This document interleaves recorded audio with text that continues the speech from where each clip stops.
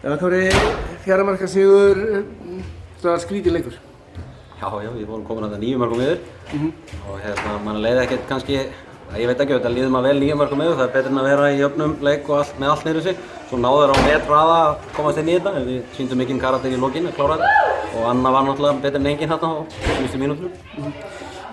Samt að missa þetta niður í jafnteflið 21-21 þegar skammt eftir, þú lítur bara að vera mjög ósáttur við að vikið henni kafla hjá þínu stelpu. Jú, það er kannski má ekki gleyma því að við erum að spila á móti hrikalega öflugu liði. Ég meina Valur er þarna í toppbaráttunni og svona þeir eru með kannski margir búist við því að Valur myndi vinna okkur en eins og ég segi, ég var gríðarlega ánægður með fyrri hálfleikinn sérstaklega. Þar vorum við að spila varnarleikinn algjörlega frábærlega og fengum hraðmörk og sóknarlega vel en við vorum í vandræðum í sóknarleiknum í síðasta svona bróðurpartinn af seinni hálfleik.